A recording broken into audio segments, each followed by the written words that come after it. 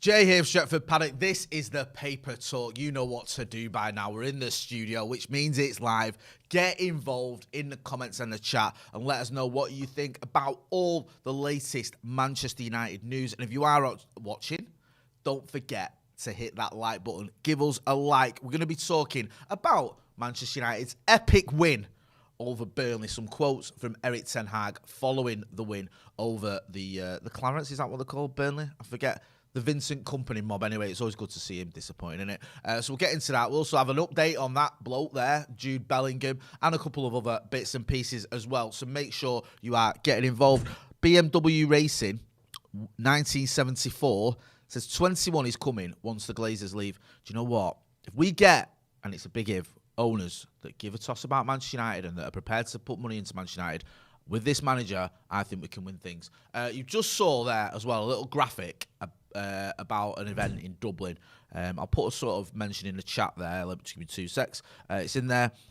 Myself, Adam McCullough, Stephen Howson, Joe Smith, and Brian McClare in Dublin on the 30th of December. So come and join us if you can. We appreciate your support. Adam Heisler, Asad Khan, both say morning, Jay. Santa Notch says, morning, Jay, shows your jumper. I've got, so stand up. That's my Christmas jumper day today, innit? Jacob Barber says, yes, Jay, my second favourite bald man. Can't argue with that, to be fair. I'm guessing the first one is Erik ten Hag, or it might be Dion Dublin or something, I don't know. Solo, good to see Solo from the United Agenda in there as well. He says, morning, Jay, good to see him in there. Al Williams says, not fancy the rain at Old Trafford today, surely barbecue weather. No, sorry, I didn't fancy the rain at Old Trafford today. We usually do sort of the Monday morning, you should know by now, but if you don't, I'll give you an update. We usually do the Monday morning news at Old Trafford, and we do a few more lives during the week, but we are going to be doing more news from Old Trafford moving forward in the new year as well, so we're going to mix it up a bit more, so you'll see me down at Old Trafford and here, of course. S86 Bat says, get down Eccles in your Parker J, lad. No Toes says, McAllister for Argentina looked really good and he's still at Boca Juniors. I'm sure we could snatch him, worth the risk of just being a World Cup hype if he's cheap enough. Yeah, I mean, there's with the World Cup thing, with the World Cup teams, I'm always wary of buying players, but I think McAllister, I was just about to say, I might miss something here. He's the lad that plays at Brighton. That's why I got a little bit tongue-tied there. Yeah, he's at Brighton, isn't he? Or is he gone on loan at Boca Juniors? Let me just have a look here. No, he's been playing in the Premier League. No, I thought so. Yeah. So I'm not sure there. Yeah, I think he was. I think he's been at Brighton and he's at Brighton. I think he went on loan at Boca Juniors, and he's. Obviously, stock's rising quite high. He's a player that you'd expect to be able to get. Do you buy players, though, just based on their World Cup performances? That's one worry. Harry McMullen says, smack that like button, lads, get behind him. Pete says, morning, Jay, rare day off to catch you live. Good to see you in the chat, my brother. Cody Wilkinson says, morning, Jay, listening at the gym, 4:30 a.m. in Alabama, USA. We're going to, I don't know about we, I presume we, but if the pre-season tour is in America, we're going to be over there. And also, I want to go to the World Cup in America in 2026. I'm hoping to do that. Anyway, straight, we talk about the reaction from last night. One sort of talking point was Aaron Wan-Bissaka. Now, Bissaka's sort of almost a forgotten man, wasn't he, at Manchester United. Looked like Erik ten Hag. Didn't fancy him at all.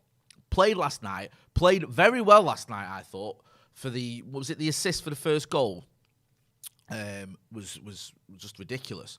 And then you can see there, we've got some quotes here. Erik ten Hag was speaking about, first of all, talking about Casemiro. He said, what you can expect from him, really experienced, really composed. And then he went on to talk about Wan-Bissaka and said, all players are important, but sure, yep, he did well. Aaron, we missed him in the first 14 games of the Premier League, and we need numbers in the squad, but not only numbers, they have to play well and they have to perform. And that's certainly what Aaron Wan-Bissaka did last night. He played well. The crowd gave him a good reaction when he came off, and I thought he deserved that as well. The talk is that he's going to go at West Ham. He's been linked with a few clubs on loan in January, and West Ham seems to be at the front of the queue. Now, Does that change after 70 minutes or whatever it was against Burnley? I'm not so sure. For whatever reason, the manager sort of seems to have made his mind up about him. But that doesn't mean it can't change. It doesn't mean it's definitely 100% he's not going to have another chance or he might end up staying. There's a big game coming up. Is it Forest next? And I think that if Diogo Dalot is still out for that game and he goes with Wan-Bissaka and Wan-Bissaka does well, Erik ten Hag might have decisions to make. He might go, okay, I can either let him go out on loan and try and maybe bring in another right-back as backup to Diogo Dalot, or maybe I can rely on Brandon Williams as backup, or maybe I can recall Ethan Laird, or he could say, you know what, Aaron Wan-Bissaka, who needs 2 games, has shown me enough to make me think I can use him. I don't know. Let us know in the chat and the comments what do you think about that. Luke Ora says, big up Jay Motti. Yep, big up to you as well. Solo says, Wan-Bissaka has a big part to play at Manchester United. The weird thing with Wan-Bissaka, and I think this happens with a lot of players, history sort of gets rewritten. Like, when a player's falling out of favour, people go, well, he was never any good anyway. I've seen it with Maguire. People say, oh, he's been a disaster since he arrived at United. And I think, well, he hasn't. You know, obviously he's had a bad spell, but he's, you know, first 2 seasons, he did really well. And Wan-Bissaka, for that first season even, especially the first half of it, did very well. Especially, you know, remember the performances against Sterling and Manchester Derby, everyone was raving about him. His form, obviously, you know, has left him for whatever reason. Whether he's, you know, it's just confidence, whether it's, I don't know, you know, any sort of just any knocks he's picked up, whatever. It's just not been happening for him. I get that. But the idea that he's never performed is probably not fair. And also the idea that he couldn't or he can't do a job is probably a bit unfair because we know he's got the qualities there. It's just whether he can do a job at Manchester United or he goes to somewhere like West Ham. He might go to West Ham and absolutely smash it. It sort of happened with Jesse Lingard when he went to West Ham on that loan spell. He was absolutely amazing. Santi Notch says, recency influence. Yeah, it happens with a lot of players. Like, I notice if they're having a bad time, let's not forget, I had this argument last season with people about Marcus.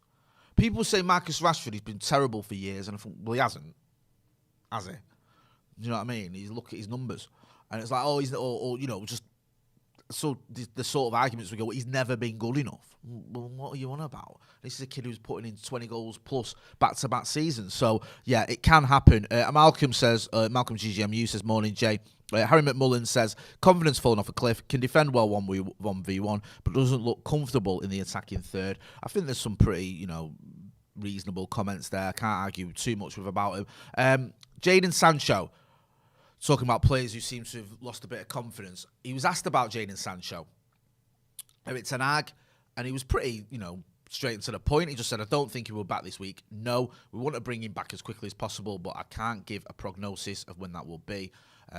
Sometimes there are circumstances with fitness and mood. We've got a drop of quality level, and sometimes you don't know why or what is causing it. This is what we are doing now to try and get him back there. It's a combination of physically and mentally. I think that was what he said previously. Last night as well, he was asked about it, and he just said any update. I think he asked any update, and he just said no. He was pretty sort of straight and to the point. So we know that with Jadon Sancho, he's obviously working on whatever he needs to work on, whether it's fitness, confidence, doing his sort of own individual program. I think there's a great player in Jadon Sancho. I think we've seen it at Dortmund and we've seen it in spells at Manchester United. And I think one thing you should be able to learn from Erik ten Hag is you can't write anyone off with Erik ten Hag. You could, you know, it wasn't that long ago, beginning of the season, people going, McTominay's done here. He's done. And then he had that spell where he was keeping Casemiro out of the team at one point. People saying it about Marcus Rashford. People saying it about Anthony Martial. People saying it about Luke Shaw.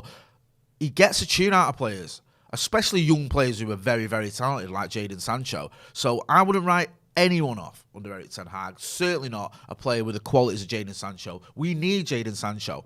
People are too quick to go, well, we've got Anthony, Garnacho's min, you've got Martial, you've got Rashford. You know, do we even, you know, is Sancho even going to work out or whatever? I'm not saying everyone. I've heard this conversation taking place a few times. And I think you need a squad. You need options. You're going to get injuries. Attackers get injuries, right? They do.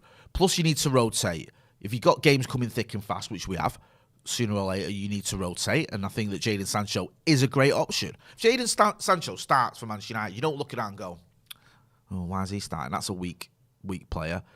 Do you know what I mean? If you've got a front three of, say, Anthony, Jadon Sancho and Martial, or Rashford, Anthony and Sancho, or Martial, Rashford and Garnacho, whatever, all those combinations are very, very good combinations. And that's what you need. City, and it pains me to say this because I hate referencing them, had success and have had success with 7 or 8 players for 4 or 5 positions. They've done that over the last few years. You look at last season, and it was Jesus, Mahrez, Grealish, Foden, Sterling, all for the same sort of similar positions, and it works. Do you know what I mean? It can work, and that's what you need. United have always had good squads when we've been successful. So, in terms of Jadon Sancho, whatever it takes to get himself back on track, that's what you want to see. Harry McMullen again says, got to get behind Sancho. He's a serious talent. Ed says, love Eric Ten Hag. Treats the journals like children. Proper Fergie vibes. Noto says, Jadon Sancho is 22. Whoever is writing him off is slightly demented. Yeah, I wouldn't write him off. Ed says, I compare Jadon to Dembele, a player who came from Dortmund with a big price tag and expectations, then struggled for 3 to 4 years. Now, the last 18 months, he's become a key player. Jadon can bounce back too. Yeah, Dembele, people were writing him off. And I may have been guilty about this at one point when we were linked with him.